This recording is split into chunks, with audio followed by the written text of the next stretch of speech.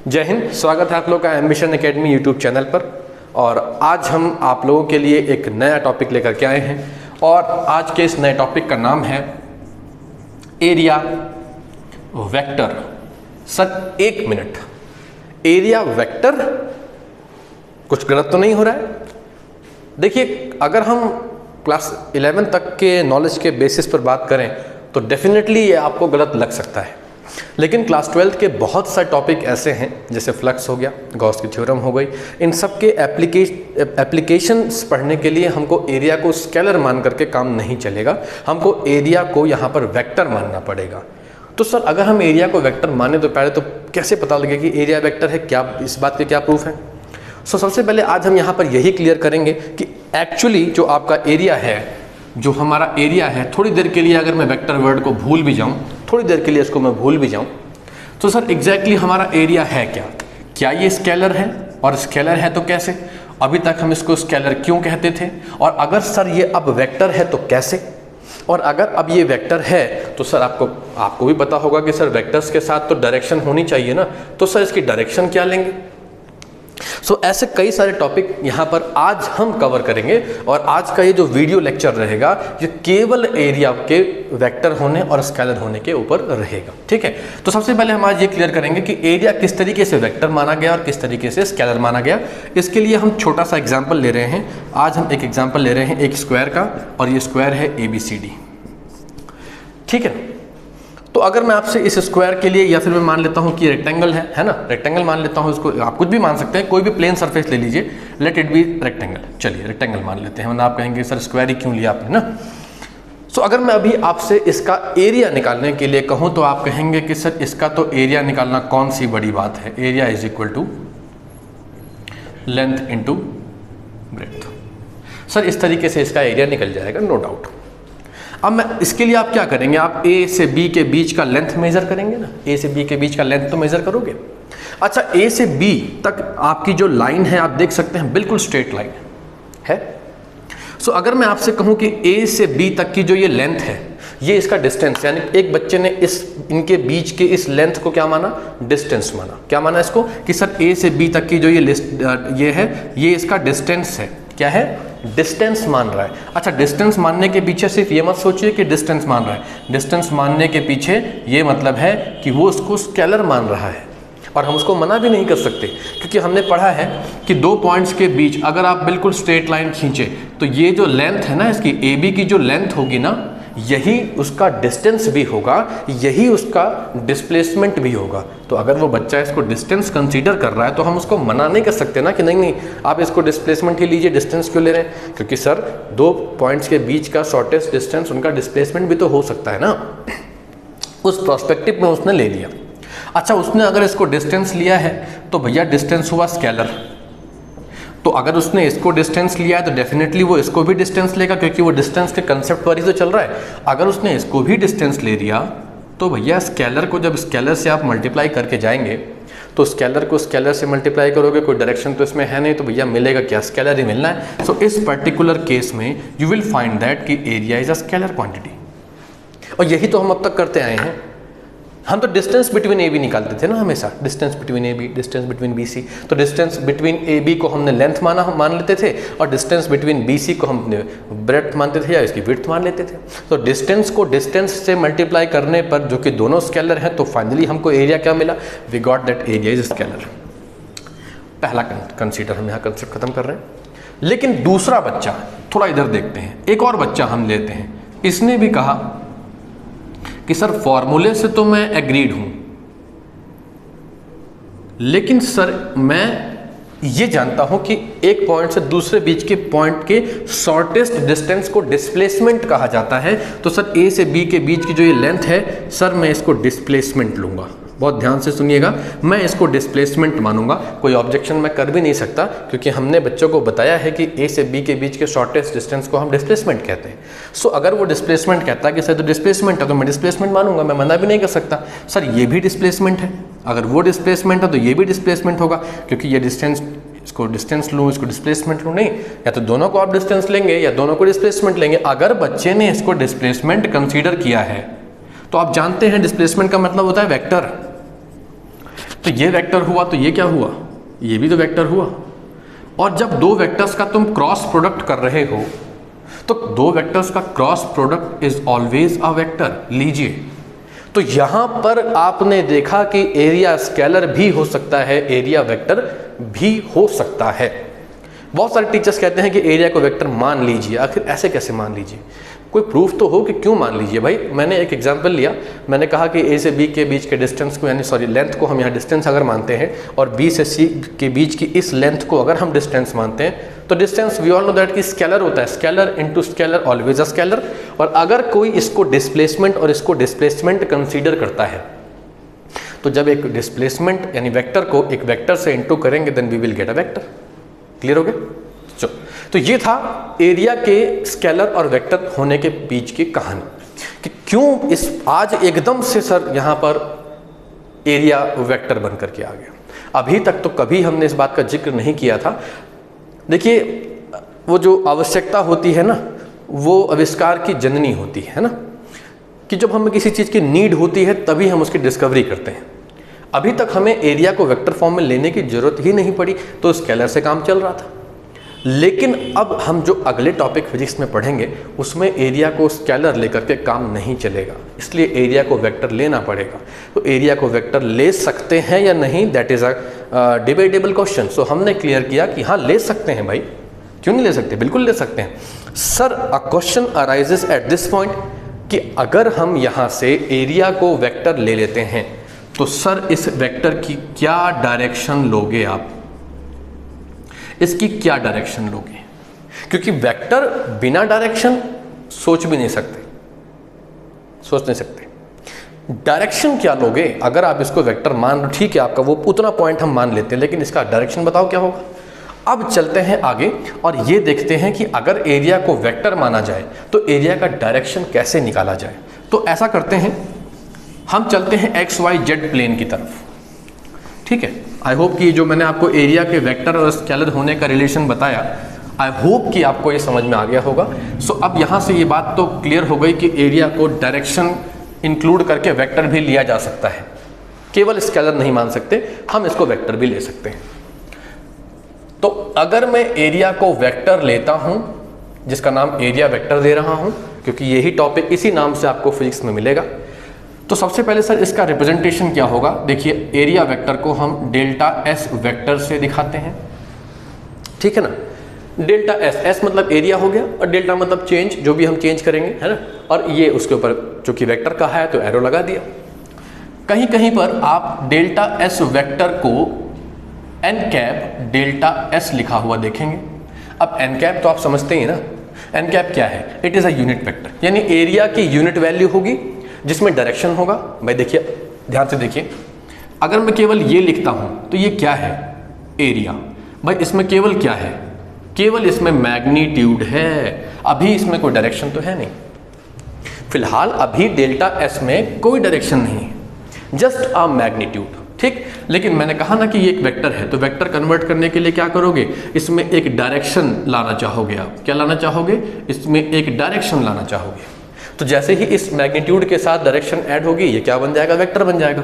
क्या करें उसके लिए, तो भैया डेल्टा एस हमारे पास एक मैग्नीट्यूड था, इसमें डायरेक्शन इंक्लूड करने के लिए हमने यूनिट वैल्यू ऑफ एरिया से मल्टीप्लाई कर लिया, यानी यूनिट वेक्टर से मल्टीप्लाई कर लिया। यूनिट वेक्टर में क्या क्या होता है, मैग्नीट्यूड और डायरेक्शन दोनों होती है, लेकिन इसका मैग्नीट्यूड ऑलवेज 1 होता है, डायरेक्शन इसकी जो भी आपको रिक्वायर्ड होगी, दी होगी, वही रहेगी। जब इन दोनों को मल्टीप्लाई करेंगे तो magnitude into direction becomes area vector. So ये इसलिए हम कहीं कहीं पर डेल्टा एस वेक्टर को, या ज़्यादातर केसेस में ऐसा लिखा हुआ देख सकते हैं। सर इतना तो समझ में आ गया, बट अभी भी सर एक डाउट बना हुआ है that what would be the direction of that area vector. So आइए हम यहाँ पर आपको एक एक्स वाई जेड प्लेन लेकर के दिखाते हैं। Let this be X Y, X and Z. Same उसी रेक्टेंगल को यहाँ ले आते हैं जो अभी आपने लिया था। ये ए बी सी डी एक पॉइंट हो गया, इसकी लेंथ हो गई एल, इसकी विड्थ हो गई बी। सो अगर आप इस पर्टिकुलर चीज को देखें तो भैया ये चूंकि एक्स वाई जेड प्लेन पर है तो ये एक स्पेसिफिक डायरेक्शन दिखाएगा। अगर मैं इसको वेक्टर ले रहा हूँ तो मैं भैया इस बार ए बी नहीं बल्कि ए बी वेक्टर लूँगा, क्योंकि मुझे वेक्टर प्रूफ करना है ना, बल्कि प्रूफ तो कर चुका हूँ, डायरेक्शन प्रूफ करना है। तो ये लेंथ क्या होगी, अब चूंकि आप एक एक्स वाई जेड प्लेन पर ले रहे हो तो ए बी जो है वो डायरेक्शन इंडिकेट करेगा, तो ए बी वेक्टर ले लिया इनटू ये दूसरा ले लेता हूँ, क्योंकि एरिया निकालने के लिए लेंथ इनटू ब्रेड्थ तो हमें करना पड़ेगा ना। अब मान लेते हैं कि इनको यहाँ से आप अगर एरो हटाना चाहेंगे सो क्या करेंगे आप भाई, A B into B C, साथ में क्या इंक्लूड कर देंगे आप, साइन थीटा, क्योंकि यहाँ पर देखिए ना क्रॉस प्रोडक्ट है ना, जब क्रॉस प्रोडक्ट डॉट हटता है तो कॉस लगता है, क्रॉस हटेगा तो यहाँ पर क्या आ जाएगा, साइन लग जाएगा, साइन लग गया। तो यहाँ से ए बी सी डी का एरिया निकालने के लिए हमें ए बी और बी सी की तो वैल्यू की दिक्कत नहीं है, लेकिन यहाँ पर हम इस थीटा को क्या लेंगे, तो जब आप यहाँ देख सकते हैं कि अभी ए बी और बी सी के बीच में यहाँ एंगल कितना निकल करके आया, 90 डिग्री निकल करके आया, तो A B into B C into sine 90, तो A B into B C sine 90 की वैल्यू 1, तो ये बचा A B into B C. तो अब आप समझ गए होंगे कि जो अभी तक आप एरिया का फॉर्मूला पढ़ते आए थे एल इंटू बी, दरअसल वो इस वेक्टर को ही सॉल्व करके बनाया गया था। स्केलर उसको जो आप पढ़ते थे अब तक एल इंटू बी, वो इसी वेक्टर फॉर्म को सॉल्व करके आपको दिया गया था। लेकिन अब प्रॉब्लम सर अभी भी इसकी डायरेक्शन जस्टिफाई नहीं हुई। सो अगर आप ध्यान से देखें तो ये जो ए बी डायरेक्शन है वो एक्स वाई के अलोंग है, देख सकते हैं आप, किसके अलोंग है, एक्स वाई के अलोंग है। और जो ये आपकी बी सी डायरेक्शन है इसको अगर आप देखें तो ये इसके अलोंग जा रही है। अब आपने वेक्टर का रिजल्टेंट तो पढ़ा ही होगा, जब दो वेक्टर्स एक दूसरे के अपोजिट परपेंडिकुलर हों, है ना, तो फिर इनका जो रिजल्टेंट वेक्टर निकलता है, रिजल्टेंट वेक्टर, भाई इसका रिजल्टेंट तो निकालना पड़ेगा ना, इसका रिजल्टेंट हमेशा कैसा होगा, इसका रिजल्टेंट इसके भी और इसके भी साथ परपेंडिकुलर होगा।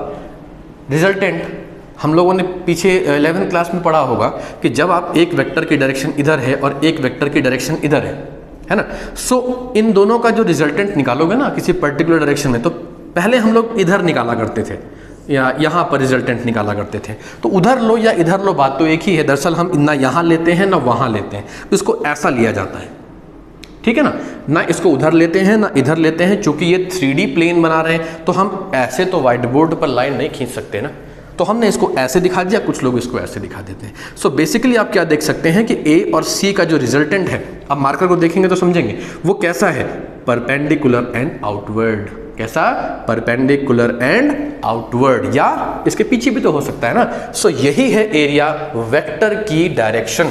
तो एरिया वेक्टर का डायरेक्शन आई थिंक अब आपको क्लियर हो रहा होगा।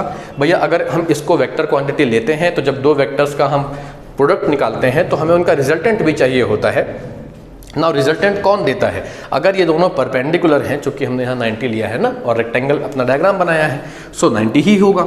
सो अगर ये दोनों परपेंडिकुलर हैं तो परपेंडिकुलर हैं तो इनका कोई तो रिजल्टेंट होगा, तो इनका रिजल्टेंट किधर होगा, या तो ऐसे बाहर की तरफ होगा या इस व्हाइट बोर्ड के अंदर की तरफ होगा। कहने का मतलब अगर इसको प्लेन लूँ तो इसका रिजल्टेंट या तो इस तरफ होगा, ये देखिए इस तरफ होगा, है ना ऐसे, और या फिर इस तरह बाहर की तरफ होगा। यानी प्लेन के इधर भी ले सकते हैं, प्लेन के उधर भी ले सकते हैं। दोनों ही कंडीशन में उसकी डायरेक्शन कैसी होगी, डायरेक्शन कैसी होगी। डायरेक्शन बहुत ज़रूरी चीज़ है, क्योंकि आप डायरेक्ट बुक्स में यही पढ़ेंगे जो अब हम लिखने जा रहे हैं। क्यों ऐसा है ये नहीं शायद मिले आपको बहुत सारी बुक्स में, लेकिन यही मिलेगा कि जो डायरेक्शन ऑफ एरिया वेक्टर होता है वो प्लेन के परपेंडिकुलर और आउटवर्ड होता है। वो हमने आपको यहाँ बताया कि क्यों परपेंडिकुलर, क्योंकि भैया जब दो एक्स वाई प्लेन का रिजल्टेंट कौन दिखाता है, जेड, और एक्स वाई जेड तीनों एक दूसरे पर कैसे हैं, परपेंडिकुलर। जब एक्स और वाई एक्सिस की बात कर रहे हो तो इनका रिजल्टेंट कहाँ जाएगा, जेड पर, और जेड इन दोनों से कैसा है, परपेंडिकुलर है। तो direction of area vector is always, मैं यहां लिख रहा हूं ऑलवेज के बाद, परपेंडिकुलर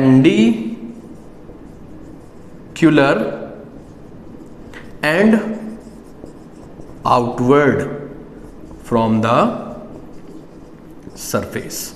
ठीक है, ये बात आप अपने दिमाग में रख लीजिए। ये सबसे जरूरी चीज है कि किसी भी एरिया वेक्टर का डायरेक्शन अपने सरफेस का पहली बात तो आउटवर्ड होगा, और आउटवर्ड में भी कई केस हो सकते हैं ना भाई। ये प्लेन है ना, इस प्लेन को ले लेता हूँ, अब ये इधर भी आउटवर्ड है, ये भी आउटवर्ड है, ये भी आउटवर्ड, लेकिन रूल कहता है कि नहीं, परपेंडिकुलरली आउटवर्ड। सो हमारा एरिया वेक्टर का डायरेक्शन परपेंडिकुलर होगा बाहर की तरफ। अब मैंने आपको एग्जांपल दिखाया कि ये प्लेन है, इसमें इधर भी ले सकते हो, इधर भी ले सकते हो।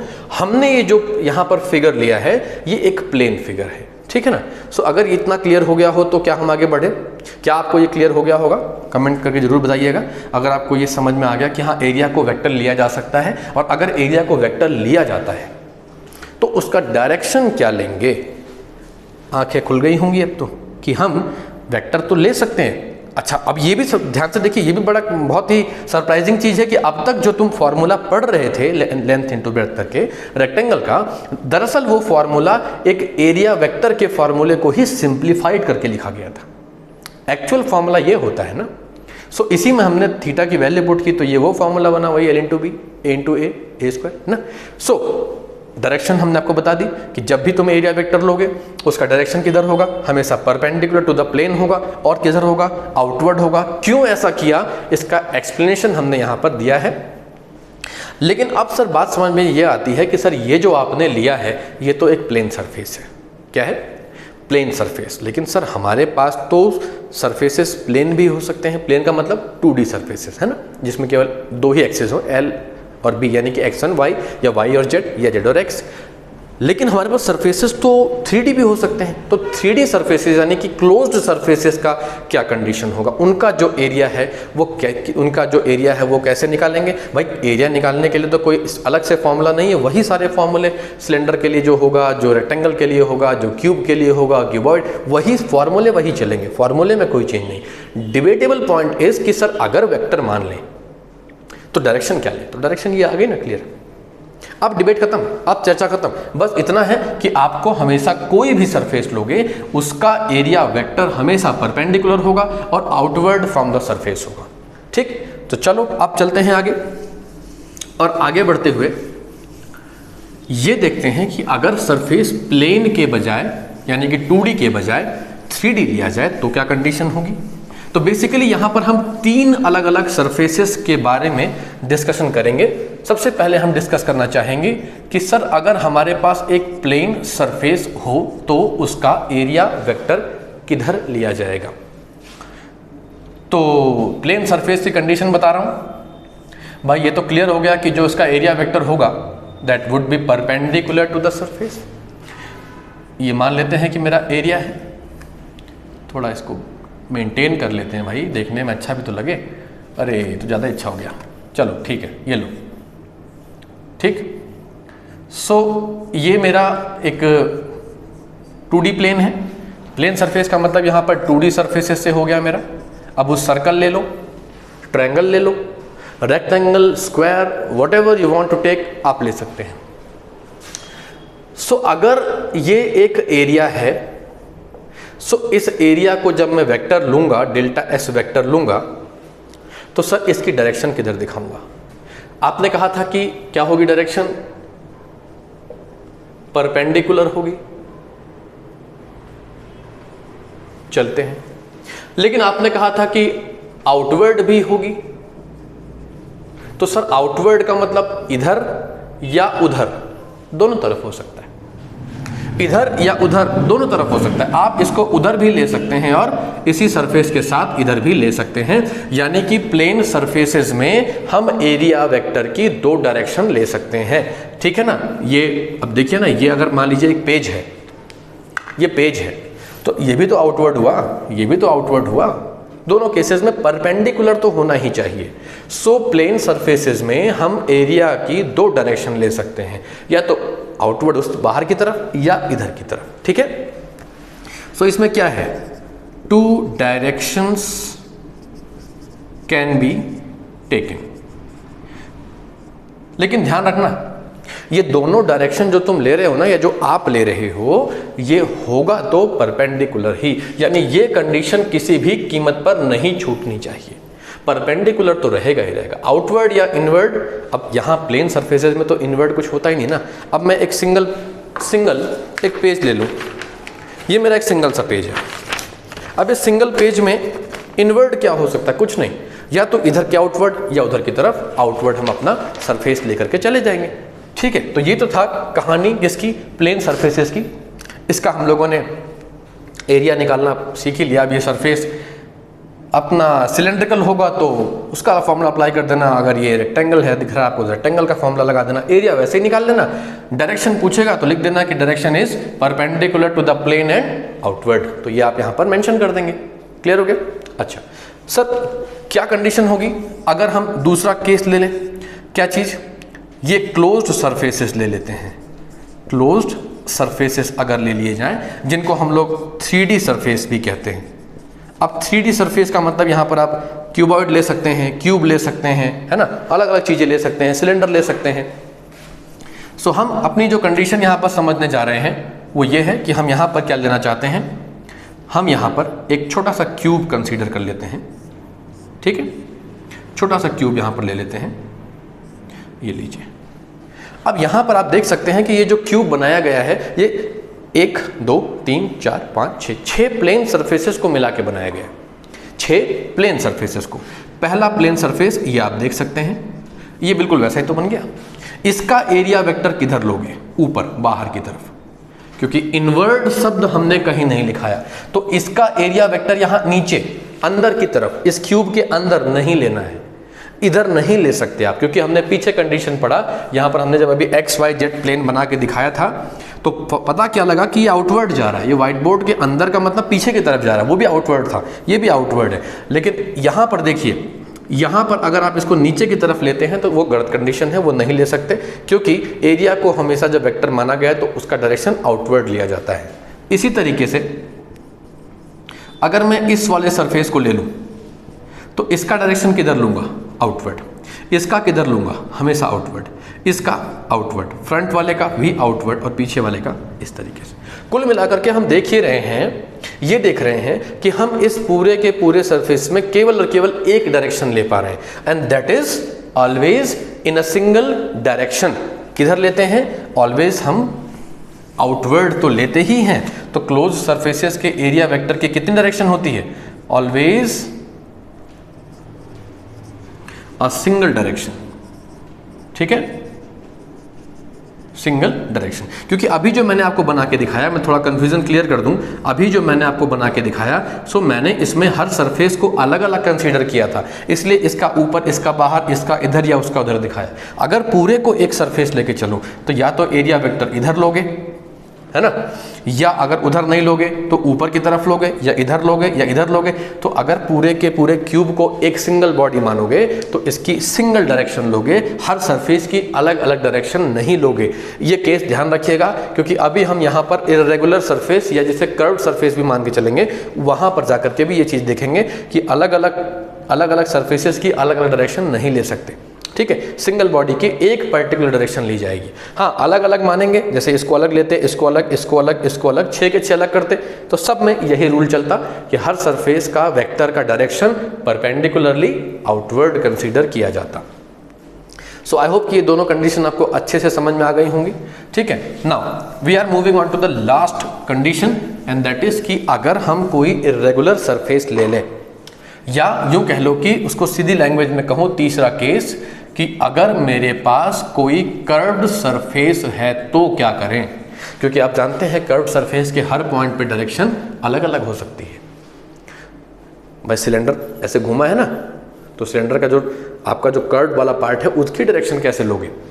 सो उसके लिए हमें करना ये होता है कि हम उस पर्टिकुलर चीज़ में क्या करते हैं, कर्व्ड सरफेस में इसको छोटे छोटे एलिमेंट्स में ब्रेक कर लेते हैं, बहुत छोटे छोटे पार्ट्स में ब्रेक कर लेते हैं। और आपको पता होगा कि जब हम किसी इस तरीके से कर्व को बहुत छोटे पार्ट में ब्रेक करते हैं तो that behaves as a straight line.